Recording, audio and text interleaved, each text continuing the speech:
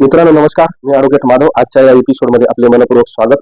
आजचा विषय झालेला जामीन रद्द कसा करतात, कॅन्सलेशन ऑफ बेल. खूप जणांना वाटतं की एखादा जामीन मिळाला म्हणजे केस संपला, पण वास्तव असं आहे की झालेलाही जामीन रद्द होऊ शकतो. आजच्या व्हिडिओमध्ये आपण हेच पाहणार आहोत. जामीन रद्द कधी होतो, कोण अर्ज करू शकतो, कोणत्या कारणावर जामीन रद्द होऊ शकतो. एकदम सोप्या भाषेतला हा व्हिडिओ शेवटपर्यंत बघा. सर्वप्रथम आपण बेसिक कन्सेप्ट, जामीन म्हणजे काय.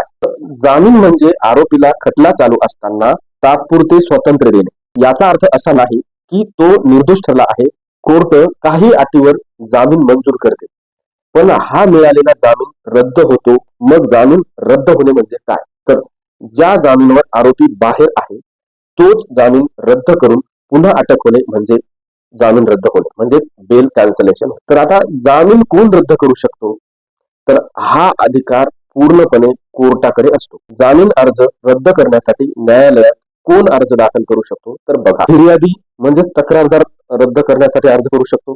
सरकारी वकील, पीपी त्याला पब्लिक प्रोसिक्युटर म्हणतात, ते पण अर्ज करू शकतात.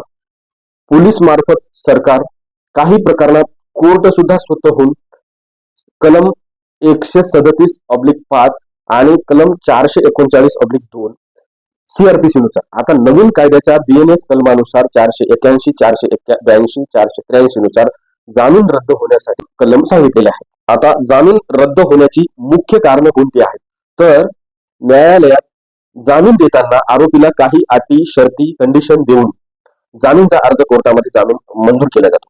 मग ह्या दिलेल्या अटी, शर्तीचा भंग केला किंवा दिलेल्या अटी, शर्ती, कंडिशन मोडल्या किंवा जामीन झाला म्हणजे केस संपत असते असं नाही. केस संपत नसते. प्रत्येक तारखेला आरोपीला न्यायालयात हजर राहावं लागतं. संपूर्ण खटला चालवण्यासाठी सहकार्य करावं लागतं. त्याच्यासाठी तुमच्या ओळखीच्या चांगल्या वकिलाची तुम्ही निवड करू शकता. परंतु एकच लक्षात घ्या की एकदा जामीन मिळाला म्हणजे केस संपली असं तुम्हालाही वाटतंय, तर हे चुकीचं आहे. कोर्टाने जामीन देताना दिलेल्या अटी, शर्तीचे पालन करावे लागते. न्यायालयाने दिलेल्या अटीचा कोर्टाकडून भंग कसा केला जातो, तर ते ऐका.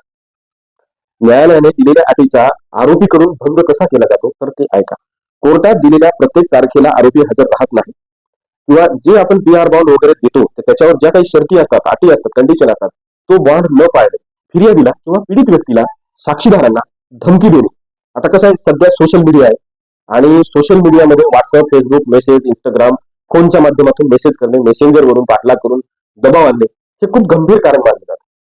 आणि हे जेव्हा न्यायालयाच्या लक्षात आणून दिलं जातं, अशा वेळी न्यायालयाने दिलेला जामीन रद्द न्यायालय करू शकतो आणि पुन्हा आरोपीला जामीन रद्द केल्यानंतर जेलमध्ये पाठवलं जातं. आता दुसरं कारण, जामीनवर सुटलेला असताना पुन्हा नवीन गुन्हा करणे आणि हे कोर्टात सिद्ध झालं म्हणजे झालेला जामीन आपोआप रद्द होतो.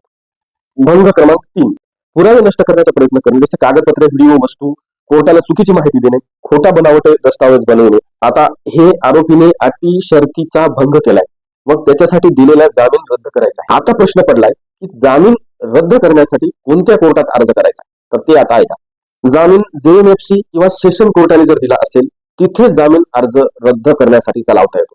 किंवा जसं हायर कोर्टामध्ये, जर समजा हायकोर्टातून जामीन मिळाला असेल तर हायकोर्टात जामीन रद्द करण्याचा दावा अर्ज आणता येतो किंवा सुप्रीम कोर्टात पण जाता येतो. आता जामीन रद्द करण्यासाठी अर्ज कसा करतात, त्याची काय प्रोसेस आहे, त्याची काय प्रक्रिया आहे, ते आता आपण जाणून घेऊया. नंबर 1, बेल कॅन्सलेशन अप्लिकेशन योग्य त्या न्यायालयात करावं लागेल. नंबर 2, जामीन रद्द करायचा आहे, त्या जामीन रद्द का करायचा आहे त्या कारणाचा तपशील न्यायालयाला सविस्तरपणे द्यावा लागेल. त्याच्यासाठी योग्य पुरावे द्यावे लागतील.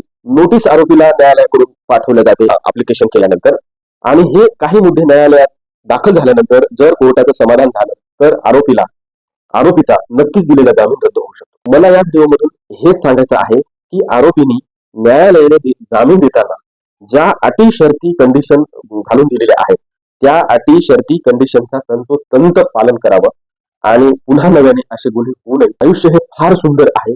आयुष्य हे एकदाच मिळतं आणि त्याच्यामुळे आनंदाने जगा आणि दुसऱ्याला पण जगू द्या. यातून निष्कर्ष हाच आहे की जामीन म्हणजे स्वातंत्र्यपण आणि जबाबदारीपणा पण आहे. जर अटी मोडल्या तर जामीन जातो, पुन्हा जेल, पुन्हा जेल.